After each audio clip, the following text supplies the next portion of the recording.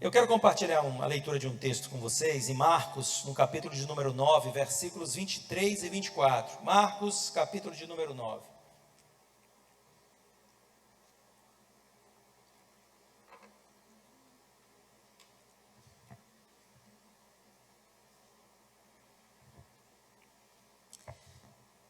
Marcos, meu xará, ele era empolgado com essas histórias, né?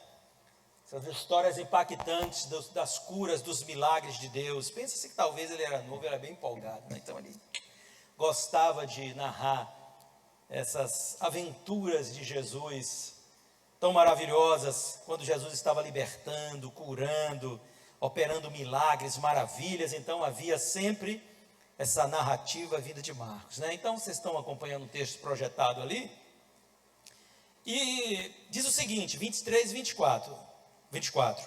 Ao que Jesus respondeu: se o Senhor pode, ele está aqui, né, fazendo uma pergunta a um pai aflito, que tinha pedido a ele que ajudasse o seu filho, que desde muito novo era tomado por espíritos malignos, lançado no fogo, lançado na água. Ele levou esse menino aos seus discípulos, aos discípulos de Cristo. Eles não haviam conseguido expulsar aquele demônio. E Jesus estava no Monte da Transfiguração. Quando ele desce com Pedro, Tiago e João, quando ele chega ao sopé do monte, está lá essa reunião, né, e aquela coisa acontecendo ali. E ele, o que está acontecendo? Então esse pai vai a ele, né, e pede a ele, se possível, libertasse seu filho. E agora ele diz àquele pai: se o Senhor pode, ou seja, ele está dizendo, se eu posso, né? Ele diz, a questão aqui não é essa, não é? A questão é se você pode crer. Por quê? Tudo é possível ao que crer. Tudo é possível ao que crer. Imediatamente o pai do menino exclamou: eu creio, ajuda-me na minha falta de fé, ou na minha incredulidade, como está escrito aqui. Ajuda-me na minha falta de fé. Ele compreendia que, apesar dele poder crer naquela palavra imediata de Cristo, mas que a sua fé era muito pequena ainda. Essa é uma situação que é tão comum. Qual é o pai que não sofre por causa do sofrimento do seu filho? O filho começa a ficar doente, a gente já fica preocupado, não é verdade? Tem qualquer coisinha, a gente já fica ali meio que de prontidão, saber se o menino precisa de alguma coisa. E mesmo quando cresce, as preocupações, elas não vão embora, elas mudam de foco. Você não vai se preocupar mais com o resfriado da noite, com a tosse da noite, se o menino está coberto ou se não está, e agora já virou homem. Mas a preocupação está no seu coração. Quem é pai sabe disso, né? Quem é mãe sabe disso. Então aquele pai, ele estava ali, aquele jovem, já era um jovem, era cometido de uma enfermidade cuja causa era espiritual. A causa dessa enfermidade, ela tinha como base a possessão demoníaca. O demônio tomou a vida daquele jovem. E a gente sabe, queridos, nós temos enfermidades que vêm por causas. Agora mesmo a gente sempre tem, depois dessas festividades de rua, retorno também das crianças às aulas, né? Essas viroses que assolam muitas vezes aí a cidade. Nós temos doenças que são fruto da disseminação dessas bactérias, e cada vez isso está se tornando mais comum, e bactérias mais resistentes, e a gente tem visto isso. A gente tem outras fontes, né, que jorram essa maldição, que são as enfermidades, porque isso não provém de Deus, mas nós também temos enfermidades que são espirituais. Aqui era o caso, e nós não vamos entrar nesse mérito hoje aqui, mas só para que fique registrado. Mas o que eu quero chamar a sua atenção é que é tão comum às vezes as pessoas chegarem para falar conosco sobre esta questão da sua falta de fé. Talvez não com essas palavras, mas o que é que a pessoa quer saber? Por que a minha fé não flui? Por que a minha fé não flui? O que acontece que eu não consigo vivenciar experiências com Deus de um âmbito sobrenatural? É claro que você tem fé, a fé te foi dada, Você tem fé, você creu para a salvação. Mas, às vezes você quer alcançar coisas maiores de Deus. E vem então as indagações: por que eu não consigo? Por que a minha fé não flui? O que está acontecendo comigo? Na palavra de Deus nós encontramos todo o conhecimento necessário, todo o conhecimento, para que nós possamos crer na manifestação do poder sobrenatural de Deus. Todo o conhecimento está ali. Você precisa ler a palavra e você vai conhecendo a palavra, então. Mas infelizmente, a gente não tem visto a manifestação do poder de Deus na vida da igreja. E eu não vou atribuir, este problema à nossa geração, essa geração presente. Isso não é de hoje. Existem fatores que muitas vezes estão inibindo a fé na vida dos indivíduos. Isso não quer dizer que a palavra de Deus está falhando, porque Deus é infalível. Quem falha somos nós. Quem falha somos nós, essa é a realidade. Mas eu quero que você entenda, e é uma coisa que às vezes a pessoa não leva em consideração, é que a sua fé tem inimigos poderosos. Você sabia disso? A sua fé tem inimigos que combatem contra ela. A sua fé, ela tem adversários que não querem que ela esteja fluindo na sua vida. E você pode pensar: eu sei, pastor, o diabo é adversário da minha fé. O diabo é adversário da sua fé, mas nós não estamos falando sobre isso. Isso eu não preciso te contar, porque isso você sabe, não é verdade?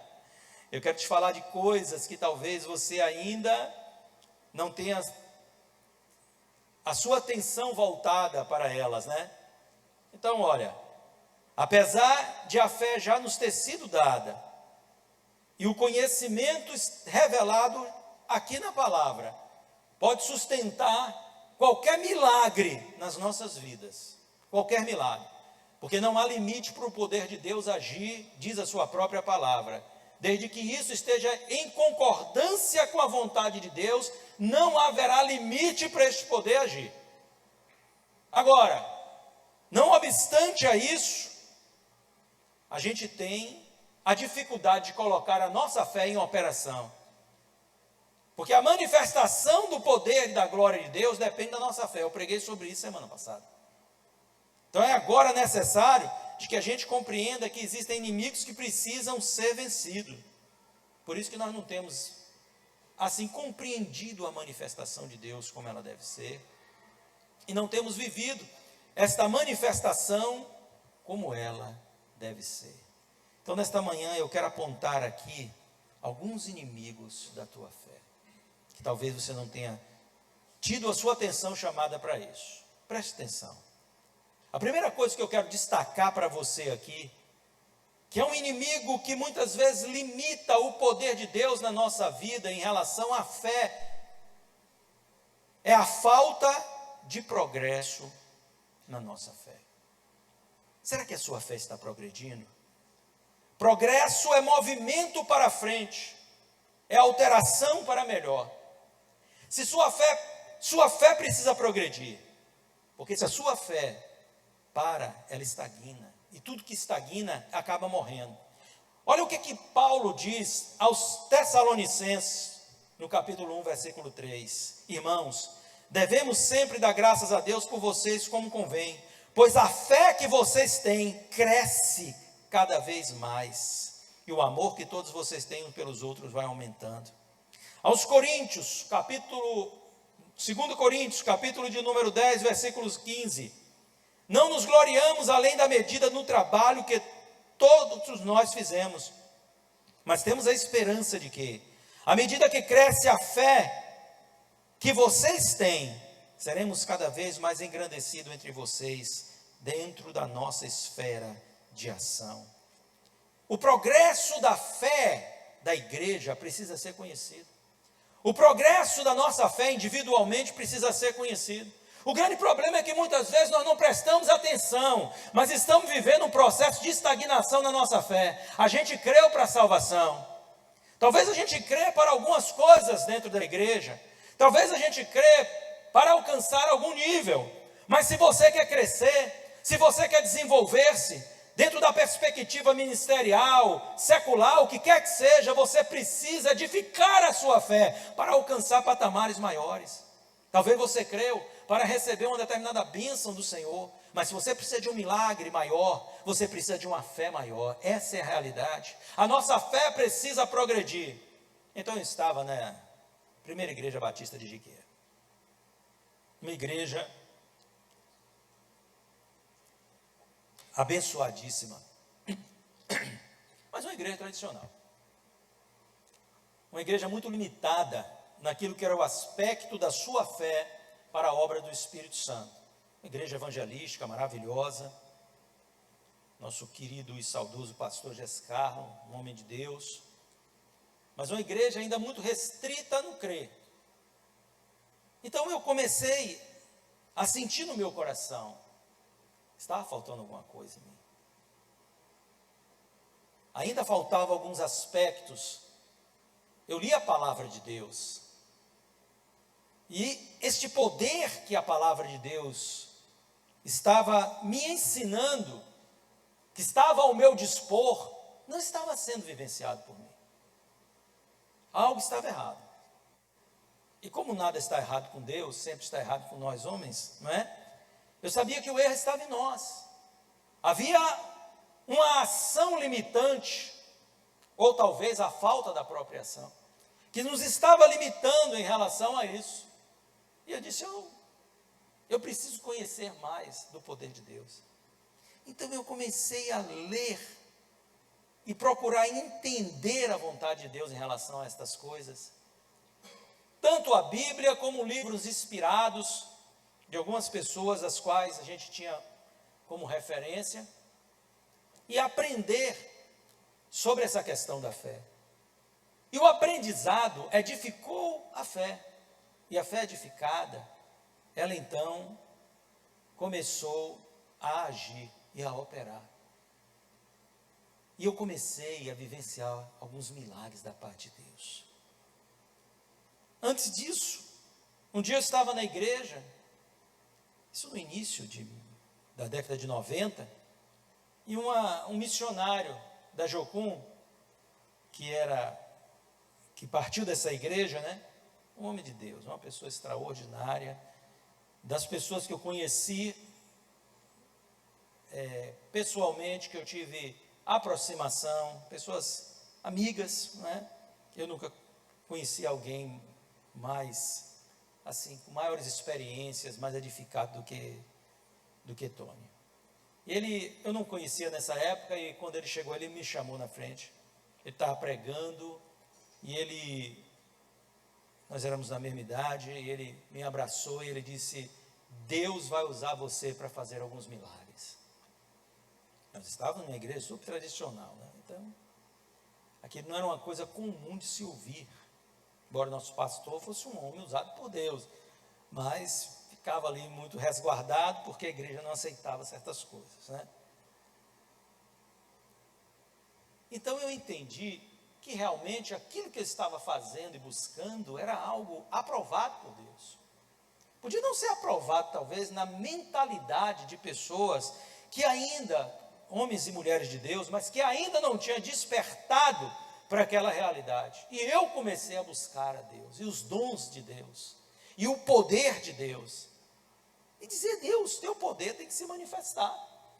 Não é possível que nós vivamos em uma igreja aqui maravilhosa, todo domingo se convertendo gente, a igreja não tinha onde botar gente, era uma maravilha, esse ponto de vista, mas muito ainda incipiente no que se dizia a respeito do poder de Deus. Quando você falava de uma cura, a pessoa dizia, mas às vezes não é a vontade de Deus. Mas se não é a vontade de Deus, então você vai no médico. Se não é a vontade de Deus que você seja curado, então não lute contra a vontade de Deus.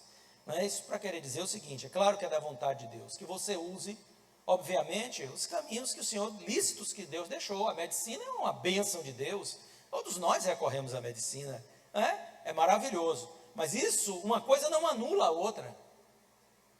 A primeira cura vem de Deus, e a primeira coisa que a gente deve fazer é colocar a nossa fé em ação. colocar a nossa fé em ação. E eu comecei a aprender sobre isso. Eu comecei a vivenciar isso, e Deus vai dando experiências a gente, né? Vai dando experiências a gente. E talvez a primeira experiência não seja a que vai emanar de você, mas alguém vai ser usado por Deus para tocar você e despertar você por uma mensagem, por um milagre. E eu me lembro que um dia eu tinha tido uma cólica renal terrível. Estava melhor, aí teve um culto e eu fui em uma igreja de um amigo. E tinha um pastor que se tornou um pastor amigo, hospedou na nossa casa, da cidade de Vitória da Conquista. Era um homem muito usado por Deus em revelação. Ele havia chamado Sandra, e o Espírito de Deus tinha revelado uma endometriose que Sandra havia tido. E ele orou por Sandra. Sumiu. Claro que a gente não constatou imediatamente, só constatou depois, né? E eu, com essa cólica renal que eu havia tido, né? Eu fui me aproximando dele, ele me chamou, perguntou, a Sandra falou, a esposa está aqui, ele chamou, chama cá. E nós éramos muito novos, 20 e pouquinhos anos. E quando eu fui me aproximando dele, ele olhou para mim e ele disse, o que você sentiu do seu lado esquerdo? Eu vi que você sentiu uma dor muito forte. E eu disse a ele, foi uma cólica renal. Ele disse, pois é, mas você crê que você pode ficar curado aqui? Eu falei, acredito. Aí ele orou por mim, aquela pedra desapareceu. Aquela pedra sumiu do meu rim. Então, eu disse, Deus, nós precisamos ir além. É o progresso da nossa fé. Muitas pessoas estão estagnadas. E o que foi que eu fiz? Então, eu não tomei aquela experiência como uma coisa única na minha vida. Não é como um novo nascimento, eu só nasci de novo uma vez. Eu nasci uma vez, da minha querida irmã Carminha ali, não é verdade? Mas nascer de novo, eu só nasci também uma vez. Acabou. É uma experiência única, mas os milagres de Deus são para serem vivenciados por nós, povo, igreja do Senhor, em todos os âmbitos. Saúde, família, finanças, tudo, irmão. E aquela ficha caiu em mim. Pronto. Então, da agora para frente, eu era o orador oficial pelas enfermidades. Tinha alguém doente, podia me chamar. E eu pude começar a orar, ver pessoas sendo curadas e progredindo na fé, que é o mais importante. Eu me lembro de um dia de quinta-feira, tinha um culto das senhoras lá, Sociedade Feminina Missionária. O negócio era, sabe como é, né? Imponente, amigo. E lá esse culto era um culto abençoado, maravilhoso. Ali era um grupo de pessoas que tinham essa fé de que Deus curava. E diga-se de passagem, irmã Caminha está aqui, Sandra, que não... Era uma igreja grande, mas era poucos que criam nisso, bem poucos. Esse trabalho mesmo de quinta-feira à tarde era criticado por alguns, não é verdade, minha mãe? E ali, elas me chamavam de vez em quando para pregar, eu muito novo ainda, nem. Eu ia lá, e um dia, entre outras vezes que nós oramos por cura, por libertação e tal, tinha uma missionária, a missionária Alaide. Ela era missionária na cidade de Planaltino pela Igreja Batista, primeira Igreja Batista de Quê? E ela tinha um problema na coluna muito sério. E nesse dia, e ela era aquela pessoa, serva de Deus, mulher de Deus, mas não cria em nada dessas coisas. Para ela tudo isso aí foi no início, na igreja primitiva, mas naquele dia eu acho que ela estava tão mal da coluna, que ela foi lá na frente, na hora que eu chamei para orar, e ela foi lá na frente, mas ela não foi, eu vou ali para ver se o irmão Marcos ora por mim. Ela conta, né? Ela me contou, na verdade, né? Que ela acreditou naquilo, ela não sabe, mas ela acreditou. Ela foi lá na frente dizendo, eu vou ficar curada. E quando eu acabei de orar por ela, ela voltou para o lugar e sentou. Depois, passado alguns minutos, ela disse, irmão, eu queria dar um testemunho.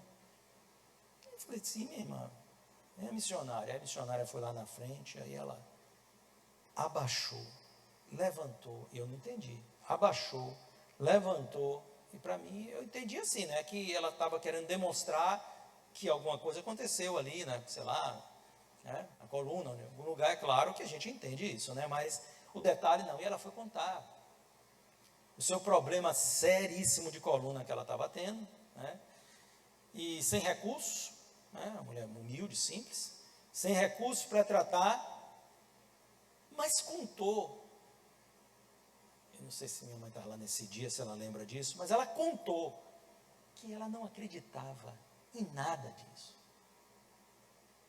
Não acredito no meu Deus que me salva, que me guarda, que me abençoa, mas eu não acredito. Eu não acreditava que Deus pudesse curar assim. Pudesse não, quisesse curar assim. Que isso fosse uma coisa real. Claro, Deus cura se Ele quiser, mas não uma coisa que a gente ore e Ele venha e cure. E ela, então, deu o testemunho dela ali, muito feliz, mostrando a sua cura. E tempos depois, eu me encontrei com ela, não sei precisar, se foi 1 ano, 2 anos ou meses, já tem muitos anos isso. Mas ela me disse que agora lá na congregação que ela tomava conta, tinha culto de oração pelos enfermos, pastor. É o progresso da fé. Quantas pessoas eu tive, assim, da parte de Deus, a bênção de poder ajudar a crescer nesse entendimento. Quantos jovens de nossa época foram batizados no Espírito Santo, meninos devotados a Deus. Deu uma mocidade de mais de 300 jovens na igreja. E eram pessoas devotadas a Deus. Gente como o pastor Samuel, que já esteve aqui conosco, já pregou aqui, Marco Lago, e outros, tantos que são pastores, missionários no Brasil, fora do Brasil, e era uma mocidade muito forte, mas nós tivemos então ali um despertamento para esse lado do Senhor, e esses jovens começaram a ser cheios do Espírito Santo, batizados com o Espírito Santo, ou plenos do Espírito, como queira chamar, não vamos entrar nessa guerra aqui de conceitos, né? O que importa é a experiência em si. E sendo cheio do Espírito Santo ali, eles começaram a desenvolver um potencial nessa área diferente. Então esses meninos gostavam de evangelizar, que evangelizavam, agora eles passaram a orar pelas pessoas, eles passaram a expulsar os demônios. Eu me lembro um dia que eu estava num culto do lar, as mulheres faziam o culto do lar e me chamavam para pregar. Eu era fominha de pregação, não tinha espaço na igreja para pregar, eu era fominha, eu ia em qualquer culto que me chamasse para pregar. E aniversário, não importa. E me chamavam para pregar e chegavam lá, um demônio se manifestou. E eu estava recém-voltado para a igreja.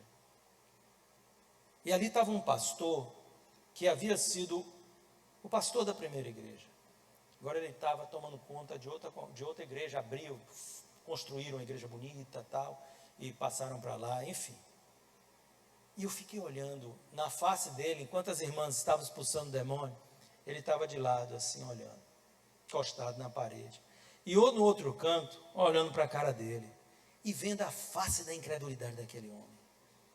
E ele balançava a cabeça assim, porque ele não conseguia acreditar na possessão e na libertação.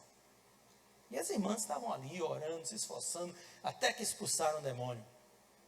Mas para ele, que era o pregador, que era uma pessoa que estava ali, né, que é uma autoridade, um pastor.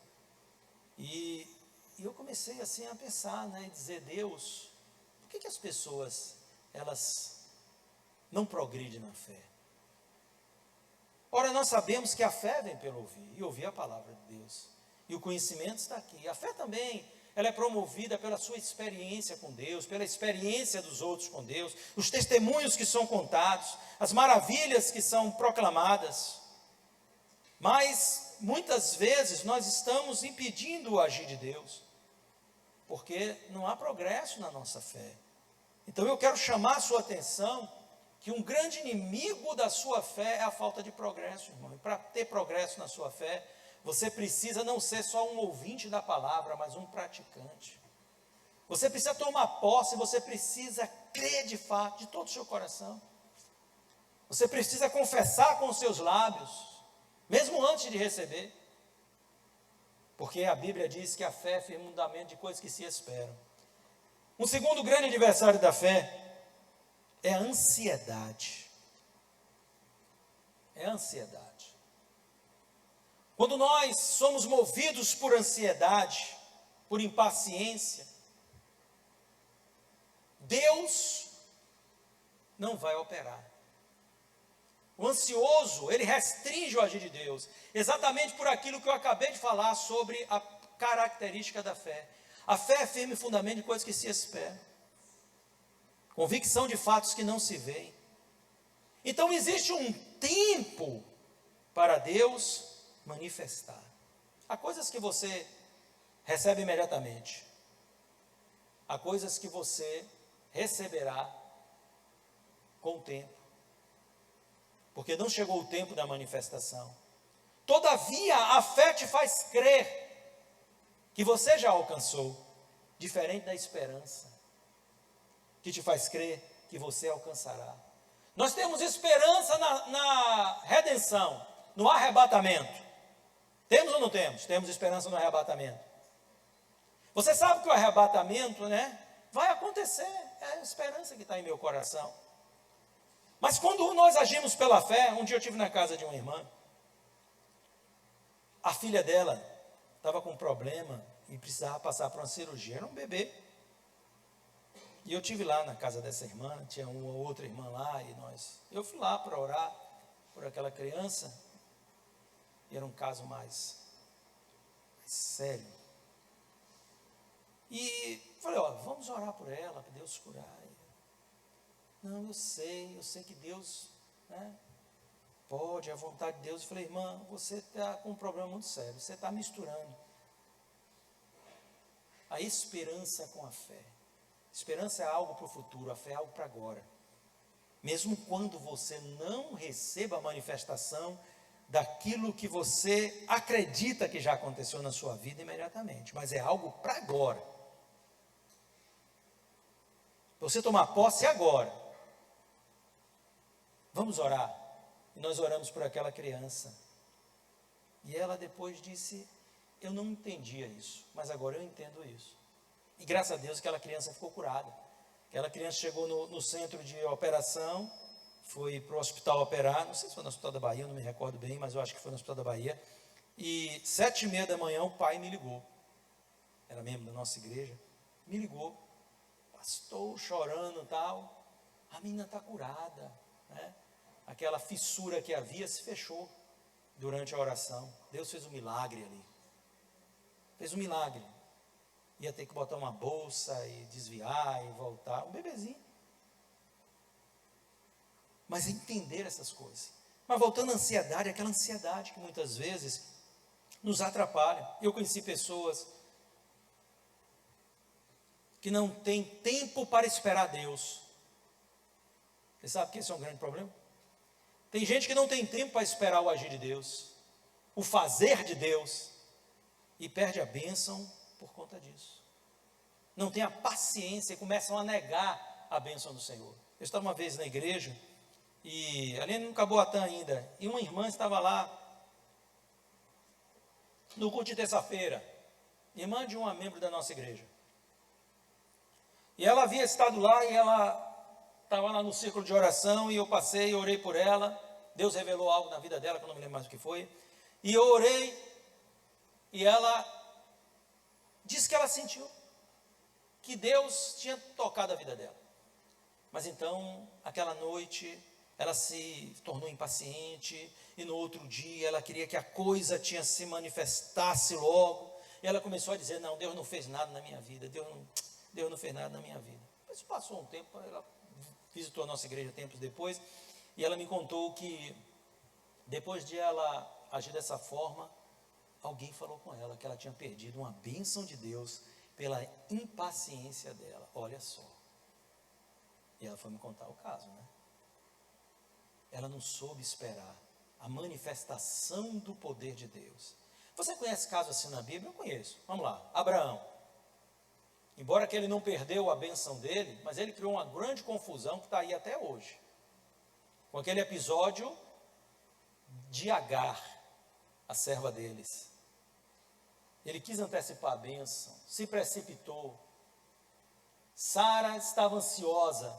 Eles não, anos, já tinham se passado da promessa de Deus e ainda não se havia manifestado a promessa do Senhor. E através do nascimento de Ismael, ele achou que talvez fosse cumprir a promessa. E Deus disse: não.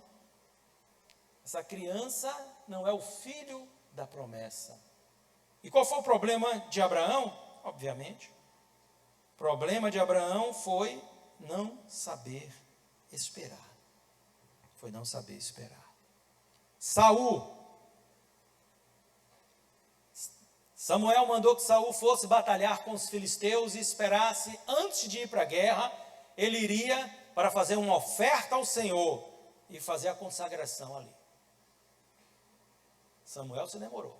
Primeiro dia, segundo dia, terceiro dia, quarto dia, quinto dia, sexto dia, sétimo dia, Saul disse: não.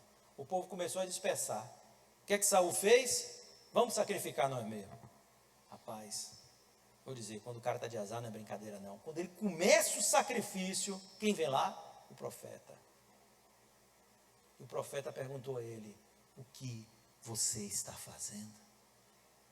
Não, você demorou, e eu pensei isso, pensei aquilo, achei que o povo ia embora. E ele disse: você é rebelde. E por causa disso, você não vai dar sequência, Deus não vai dar sequência ao seu reinado. Os teus filhos não reinarão. O teu reinado será cortado. É brincadeira?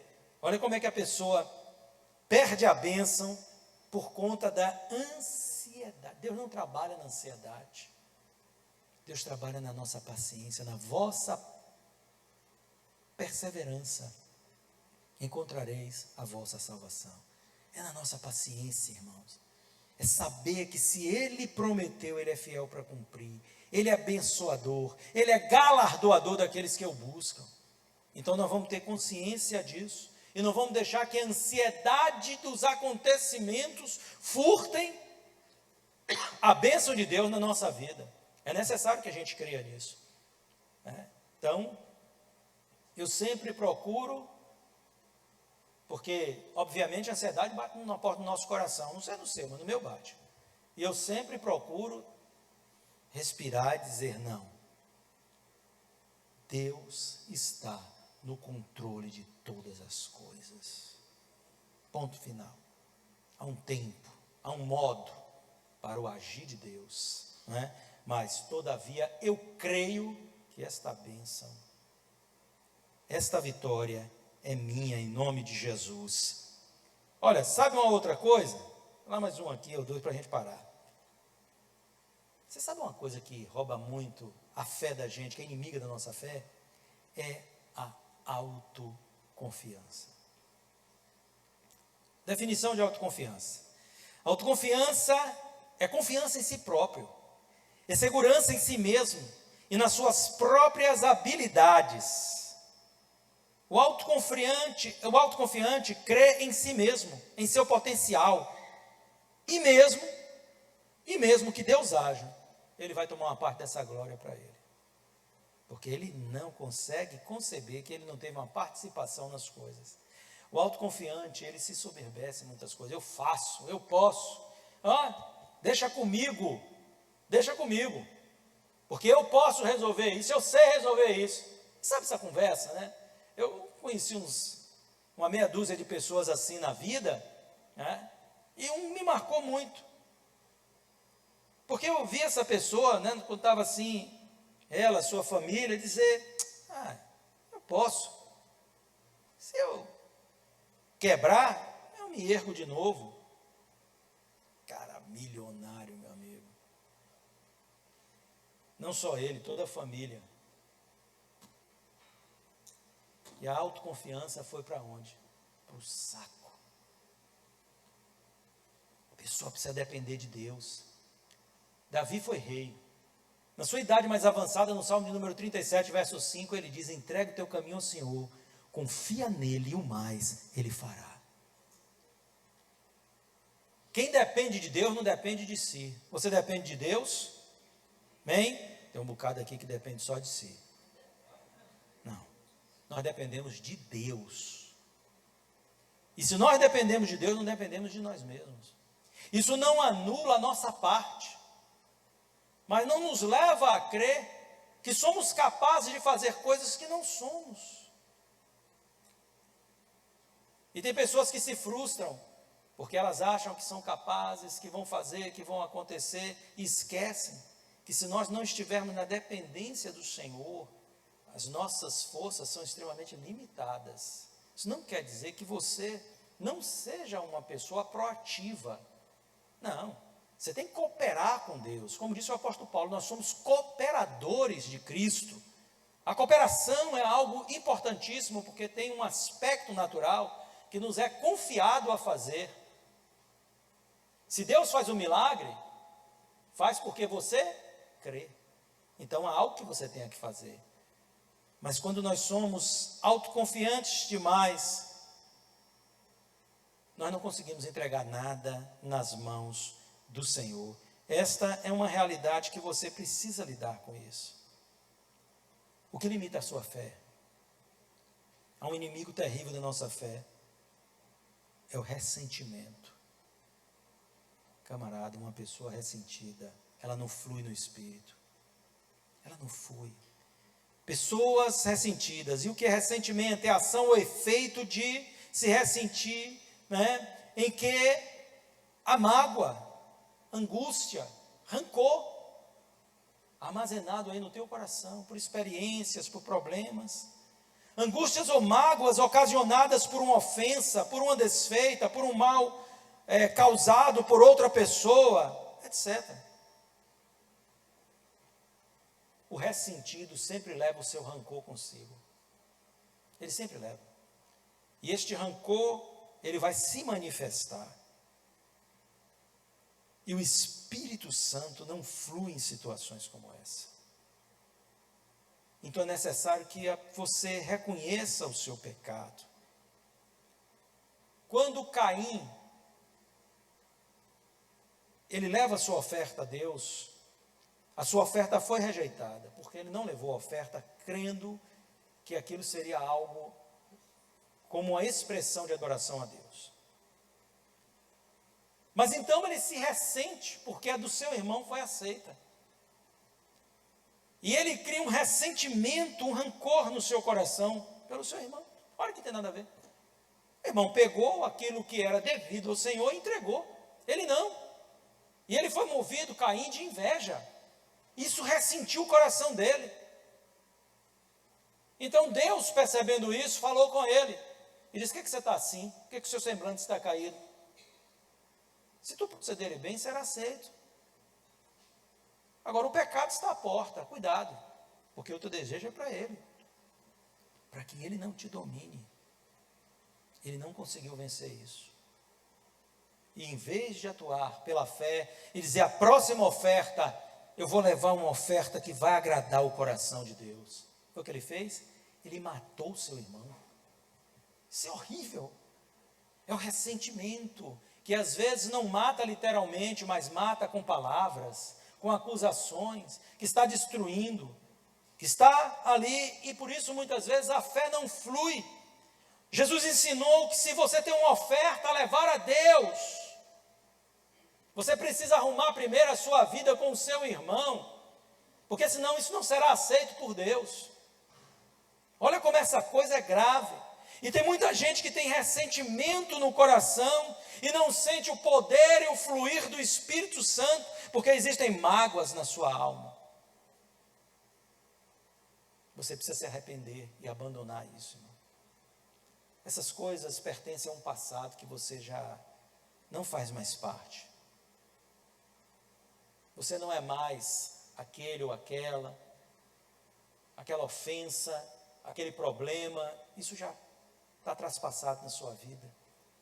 O Espírito de Deus flui em um ambiente de amor e de paz. E a nossa fé não consegue fluir, nós não conseguimos receber nada de Deus quando o nosso coração está cheio de ira e de mágoa. Então você precisa se libertar disso, e vamos orar em relação a essa libertação, para que você possa vivenciar o melhor de Deus. E por fim, vou falar de uma coisa só para a gente finalizar aqui, a autossabotagem. Tem muita gente que não consegue fluir na fé, porque se autossabota. Olha só se não é. Autossabotagem é a ação consciente ou inconsciente de colocar obstáculo nas coisas importantes que você precisa alcançar. O que a pessoa diz? Eu não consigo, eu não posso. Mas vem cá, quem disse que você não consegue, que você não pode? Foi você ou Deus alcançar aquilo que Deus tem para você? Porque Deus diz que toda boa dádiva, todo dom perfeito nos é dado pelo Pai das luzes, que não há variação.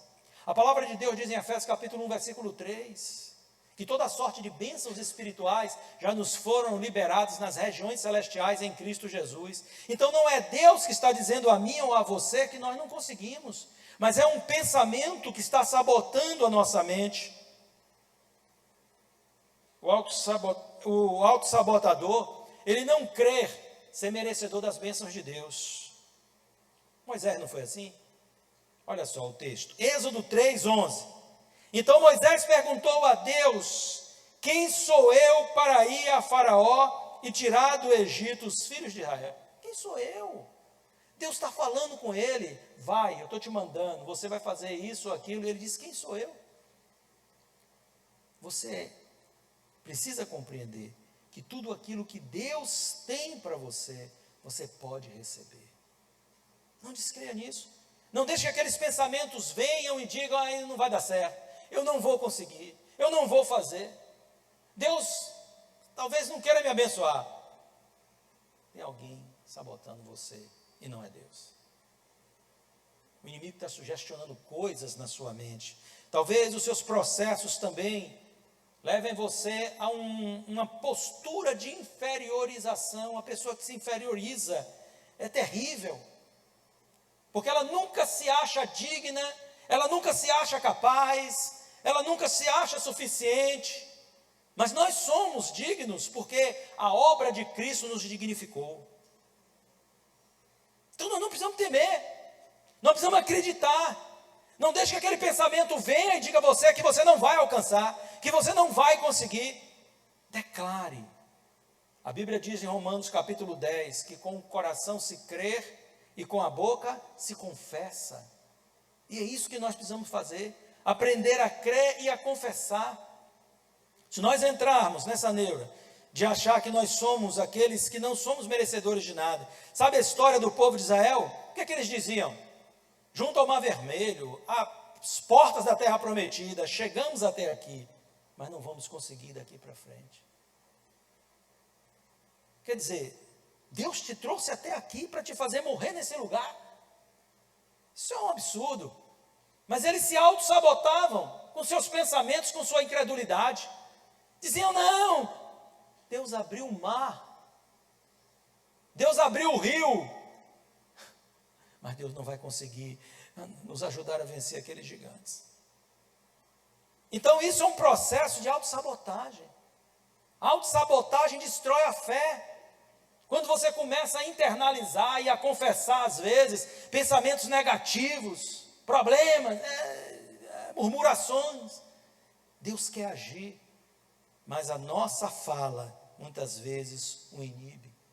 Gideão, outro exemplo bíblico disso. Eu conheci pessoas que se auto-sabotavam na fé. Eu não posso, eu não vou conseguir. Você não crê que Deus vai te abençoar? Não creio. Uma vez a mãe me disse: eu não creio que Deus vai curar meu filho. Isso não é possível. Você duvida de Deus? Não, duvide de mim. Mas não é Deus, mas não é você, é Deus. Eu não sou digno. Isso é difícil. É um processo destrutivo. Gideão foi mais uma dessas personalidades. Deus estava ali diante dele, embora ele não soubesse, achasse que era um profeta no início, depois ele entendeu que era um ser divino. Mas quando aquele homem, aquele varão disse a ele: o Senhor é contigo, homem valoroso. E ele disse: bom, nós estamos nessa situação. E depois o anjo disse a ele: vai, e tu libertarás Israel. Ele disse, nada. A casa do meu pai, a minha tribo é a menor, para começar daí, Benjamim. A casa do meu pai é a menor das famílias, da menor das tribos. E eu sou o menor dos filhos, da menor família, da menor tribo de Israel. Para onde é que eu vou? E o Senhor disse para ele, já que eu sou contigo, tu destruirás este povo como que fosse um só homem. Deus é Deus, não é verdade? Mas a incredulidade, a autossabotagem que está em nós, dizendo não vai dar certo, não vou conseguir, às vezes nos impede de vencer. Você viu quantos inimigos aí? Tinha outros aqui, mas a gente não vai falar mais hoje não. Vamos nos colocar em pé, para que a gente faça uma oração. Quantos inimigos a nossa fé tem? Talvez vocês tenham se identificado com algum desses pontos, talvez não. Mas talvez tenha se identificado com algum desses pontos. Talvez você esteja dizendo, eu tenho me auto-sabotado verdadeiramente, pastor. Ou talvez você diga, eu sinto que a minha fé, ela fluiu para algumas coisas na minha vida, mas eu bati em um teto e preciso transpor isso. Talvez o seu problema seja dizer, eu preciso liberar perdão no meu coração. Preciso liberar perdão, preciso vencer um passado que tem me vencido. Deus fez o futuro para que nós rumássemos para Ele e ninguém ficasse preso ao passado. Então nós temos que seguir em frente. E tudo aquilo que fora falado aqui, né, uma autossuficiência muitas vezes, tem gente que faça, eu aconteço. Caramba, um dia você bota a mão do lado e diz que dor. E daqui a pouco você está em cima de uma cama, precisando até que alguém ajude você a fazer as necessidades mais básicas do ser humano. Quem somos nós? Nós não somos nada. É bom que nos lembremos disso, não é verdade? Então eu quero que agora você feche seus olhos por um instante. E talvez você esteja nessa manhã aqui, e você precise de um milagre de Deus, mas você tenha pensado como que isso pode ser? Maria, um dia visitada pelo anjo Gabriel, que lhe anunciou um milagre que Deus ia fazer na vida dela, uma obra, ela disse, como que isso pode ser, tendo em vista que eu ainda sou virgem, não conheço homem? E o anjo disse a ela, descerá sobre ti o Espírito Santo, e o poder do Altíssimo te envolverá. Olha que coisa gloriosa. Você quer saber como, Maria? O poder de Deus vai te envolver. O poder de Deus vai atuar na tua vida, no teu ventre. E ali uma semente de vida será plantada. Que maravilha, hein? Que coisa gloriosa. Este é o mesmo poder que está aqui nessa manhã. Mesmo poder. Deus não mudou em nada. Deus é o mesmo ontem, hoje e eternamente. Então este é o poder que está aqui nessa manhã. É o poder que tocou Maria, é o poder que quer te tocar aqui. É o poder que saiu de Cristo quando Ele disse à mulher do fluxo de sangue, as pessoas que estavam em volta dele ali. E ela o tocou e ele pergunta aos seus discípulos, quem em mim, a todos ali, quem em mim tocou? Que de mim saiu virtude. Nós precisamos viver uma fé sobrenatural para alcançar o sobrenatural de Deus. É o desafio que a fé nos traz nessa manhã. A fé bíblica é uma fé sobrenatural. É crer nas coisas que não são como que elas fossem.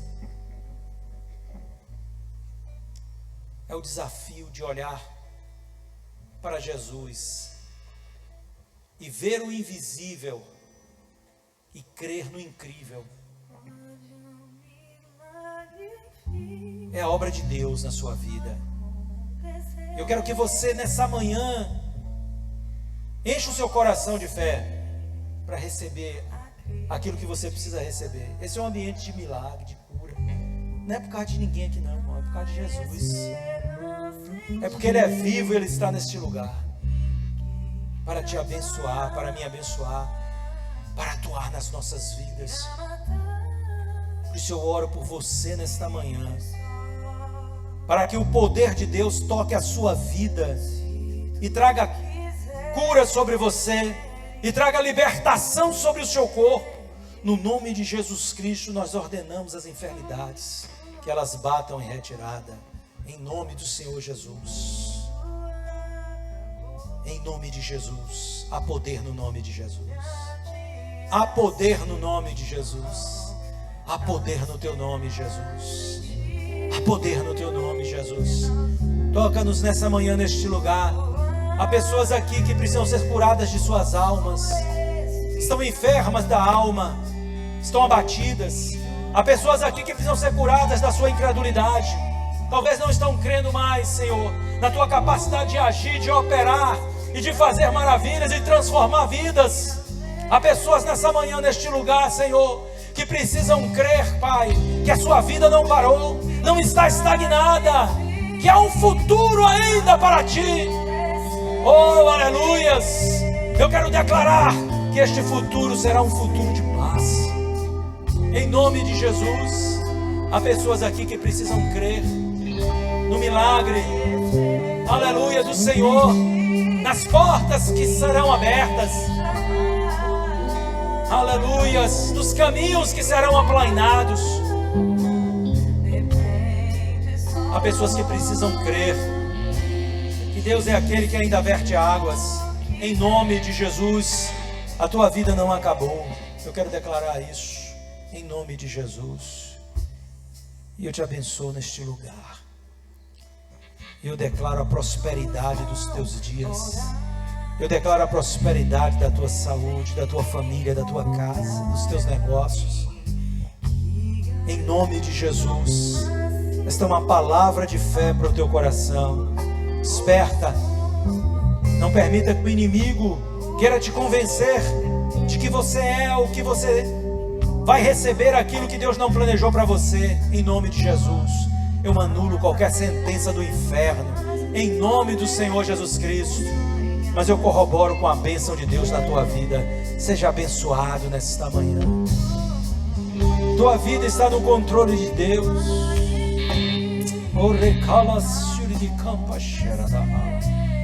Tua vida está debaixo da bênção do Senhor. Nessa manhã recebe em nome de Jesus. Todo o poder, disse Jesus, me foi dado nos céus e na terra. Há poder no teu nome, Jesus. Faz o teu milagre, a tua obra nesta hora. Em nome de Jesus, recebe, irmão. Recebe a tua bênção, recebe a tua vitória. Volta declarando, volta profetizando. Entra na tua casa declarando a tua bênção. Não entra na tua casa de cabeça baixa. Não entra abatido. Mas quando você voltar nessas ruas, nessas avenidas, vai declarando que o teu Deus te deu vitória. Vai declarando a tua bênção. Vai declarando que você alcançou.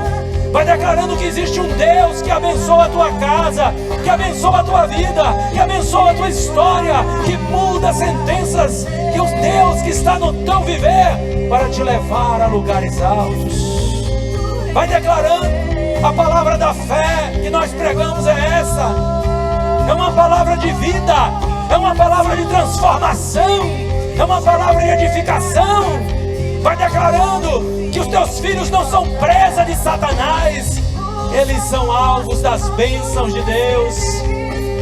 Vai declarando que eles serão povo de Deus, geração eleita, sacerdócio real. Aleluias, é um milagre de Deus na tua vida. Aos que estão enfermos nos seus lares, eu declaro a cura de Deus. Invade os lares, Senhor. Expulsa toda praga, toda mortandade. Expulsa todo mal alojado, toda enfermidade, toda obra do inferno, toda possessão, toda opressão. Oh Deus, toda amarração, e seja expulsa em nome do Senhor Jesus Cristo. Nós declaramos a bênção do Senhor. Nós declaramos a bênção do Senhor sobre as famílias da igreja. Nós declaramos a bênção do Senhor sobre as famílias da paz. Nós declaramos a bênção do Senhor sobre o povo de Deus, em nome de Jesus, em o nome do Senhor Jesus. Vai recebendo a tua bênção, vai tomando posse da tua vitória, porque é tempo de crer, é tempo do mover do Espírito Santo. Vai recebendo a unção de Deus sobre a tua vida, porque a unção despedaça todo jugo, em nome de Jesus, em nome de Jesus. Glória a Deus, aleluias. Dá um abraço à pessoa que está do teu lado, diz a ele: se você puder crer, o teu milagre vai acontecer. Dá um abraço nela, diz: você é bênção do Senhor, aleluias, glória a Deus.